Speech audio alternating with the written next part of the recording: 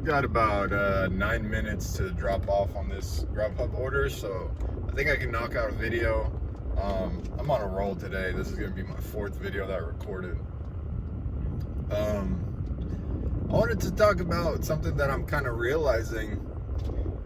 It's so stupid. I mean, it's funny. I feel like, even after 10 years of doing gig work, I'm like a expert beginner. You know what I mean? Like, because I've done so many different things, and I fell into the trap of thinking like, oh, maybe do this.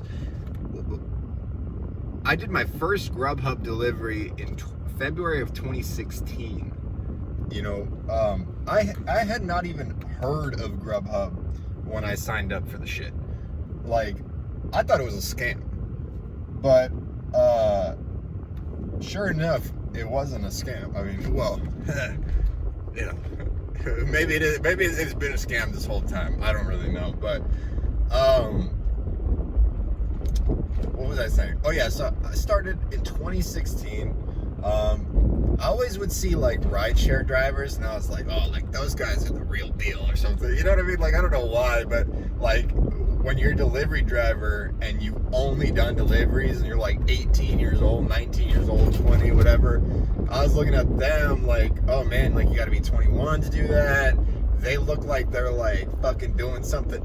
They look like, to an 18-year-old, it looks like they're doing something important. You know what I mean? Like they're picking people up at the club and fucking dropping them off, and they seem, I don't know, it seems like they're doing something important, as ridiculous as that sounds. Because I used to work at night a lot, and I'd work in all kinds of areas, downtown, everywhere. So when I turned 21, I immediately went on to the rideshare. So I never got like really good at delivery. And when I say really good, I mean like, I don't know, just like really good at delivery only. I kind of saw it as like rideshare was like my escape from the fact that delivery wasn't paying well, or so I thought. But at this stage in my life, I feel like it can be a cop-out sometimes. Sometimes, it may not work in your area. I don't really know. I can't speak for anybody else. I really cannot speak for anybody else. But in my personal experience, it feels like to have been a cop-out that I was thinking that, like rideshare was going to be my way out of, the lack of income opportunities doing delivery. So I did that for a long time. Then once I started doing that, I also had Amazon Flex, and I started mixing them all. Amazon Flex, delivery, rideshare, everything, to where now it's kind of a jack of all trades, right? I was doing rideshare, mixed it in with the deliveries, and so I never really got great at either one. You know what I mean? Like, I feel like, in order to be a really good rideshare driver, you gotta learn that market properly. And they don't mix entirely. They kind of mix, because they seem like they would mix really well. I mean, Uber literally has both things, but they don't mix as well as you think, because the way that the customer behavior, purchasing behavior on delivery and through rideshare is completely different. You know what I mean? Like where they're going, like one of the things about rideshare is like in my experience, you get a ride in the middle of fucking nowhere, basically, like a ride request coming in. Whereas food delivery, you have to be where the restaurants are. In my case, I don't know your city, you might be able to sit on top of the moon and they'll send you offers from there. People sit at home, whatever. In my case, I have to be navigating my way to the restaurants if I'm going to make any money, particularly because I'm a full-time driver. I'm not working peak hours. I'm working throughout the day. Anyways, so I feel like I never got good at anything. You know what I mean? I never got good at delivery, and I never got good at rideshare. But the mix was fine. I was doing about 27 an hour. I remember at the end of when I stopped doing delivery, which was about, or rideshare, which was about a year ago or something. I'd have to check my calendar. I was doing about $27 an hour gross. My dollars per mile was probably in the ballpark of $2 to $3 per mile. And yeah, I mean, that's just what I was doing, and I fucking hated it. I absolutely fucking hated it. I hated rideshare so much. Like, I just couldn't stand it. Hurts my back, my hamstrings, everything. I want to get up. I want to stand up every 30 minutes. You can't do that. I mean, you can, but you'd have to stand up after every single fucking ride, which you get to do natively with delivery. Like, that's just how it works. You stand up every fucking ride, twice every ride. So yeah, but what was I gonna say? I guess the point of this video, I went on a tangent. Maybe I'm gonna rework the title of this video to be about this tangent. But I've kind of come to realize today, and I was talking about this a little bit in another video where I was talking about what I do when it's slow.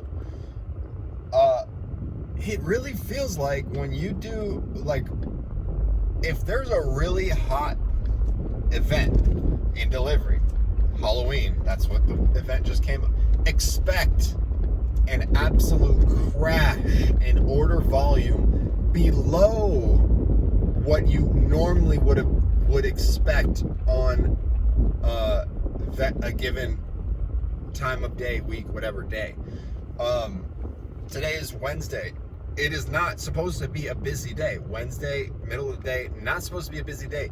But I typically do just fine on Wednesday, Tuesday. I do fine on all days of the week because I've just done it so much that I can fucking figure it out. I know how to adjust. Oh, got an order coming in. Let's see if it's a turd. I can't. DoorDash ride for approval. That would be late. Oh shit. Okay, I gotta wrap this thing up. I got 4 minutes.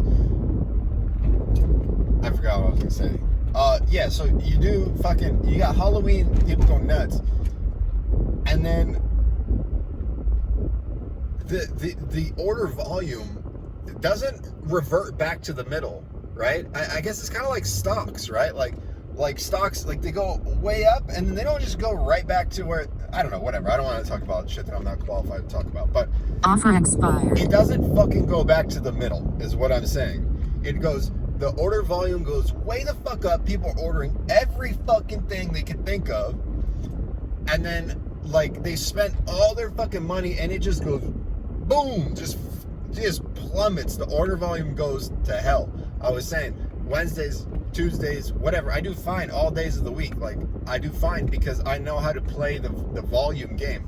I can play with, like, what kind of volume I've got coming in and what I'm willing to accept. I will lower my standards according to the volume that I have available to me. It's fine. It's no big deal. I'm not gonna cherry pick when there's nothing out there. I'll take those little turds and, you know, stack some of them together or whatever, make something happen, make lemons out of fucking lemonade out of whatever the fuck, you know. But anyways, let's wrap it up.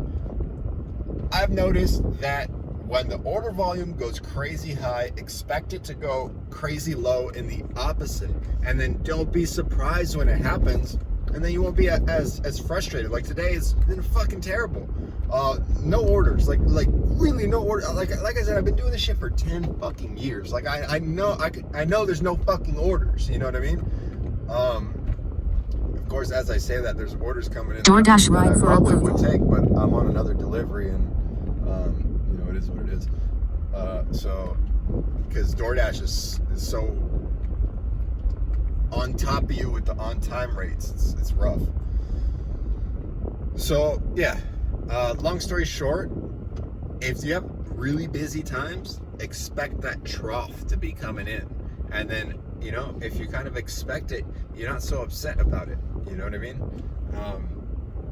And then, you know, watch that other offer video, expired, which talks about what I really, how I think about when it's slow and what keeps me going when it's slow, because that's a whole nother thing. But hey, if you watch this video, Congratulations. I don't know why, but hopefully you got something out of it. And I'm gonna go drop this shit off, and I'll see you later.